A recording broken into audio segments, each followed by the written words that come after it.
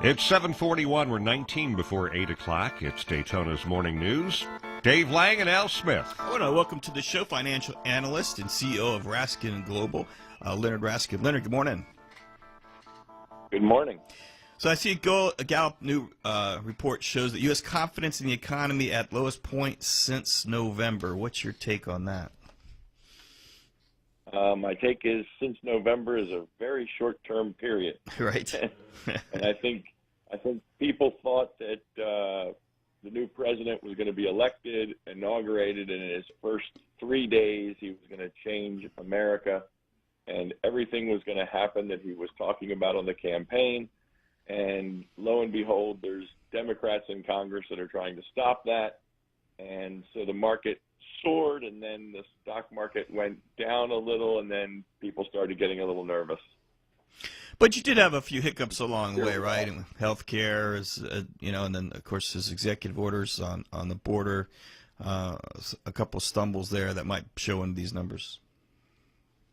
Absolutely. What you have is individuals watching and paying attention to what's going on, and unfortunately, we can't be rational about much in life. We are very emotional beings, and we take our emotions and we take our intellect and we put it to the side. We let our emotions rule, and it's not terrible if what you're worried about is a saber-toothed tiger eating you back in the caveman days. You had to have that gut feeling, but today, if we're talking about investors and long-term wealth and making financial decisions, you don't want your emotions overruling your intellect, but unfortunately it happens all too often. Absolutely. And Leonard, you know what I see in the president's rolling out the tax plan, the one-page plan. I thought that was brilliant. I thought that was very Trump-like in that here, without getting too much into minutia, here's the outline of what we think we ought to do with the tax cuts and a tax plan overall. What's your take on that? It's a bold proposal. There's no doubt. It goes further than even the Republicans in Congress had proposed. And I think if we get this kind of art of the deal negotiating going on, and he can get the Republicans on his side to make some bold tax moves, everyone in the country will benefit. More jobs is a good thing.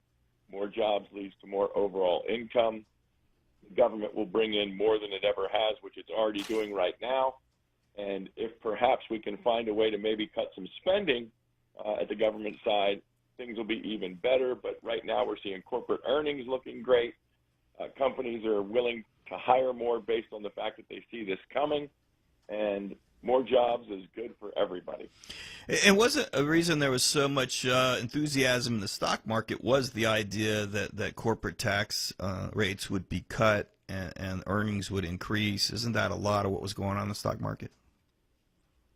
Absolutely. Well, first, you obviously have earnings. The stocks are based on how well the companies are doing, but the companies going forward, the market's an indicator of what's to come. And absolutely, people were thinking we're going to have health care reform, we're going to have tax reform, we're going to have regulatory reform. You put those three things together, you unleash the American entrepreneurial spirit, you let companies grow, you let companies hire, you reduce the tax burden on individuals and corporations, and my goodness, supply-demand will take the market to places it's never seen. And now, all of a sudden, this week, in the last few days, we've seen some major jumps in the market because of these things coming back to the fore, and I think you'll see consumer confidence in the next week or two or three. All of a sudden, people will be saying, wow, I'm really excited, because when they look at their 401k statements or their investment statements, they're going to see that they went back up again. But isn't it true if we don't start dealing with how we deal with Social Security and Medicare, if we stay off of those and we just focus on the rest of domestic spending and then the other governmental spending, it's really hard to attack that budget deficit, isn't it? There's no question. There is no question that we spend and spend and spend.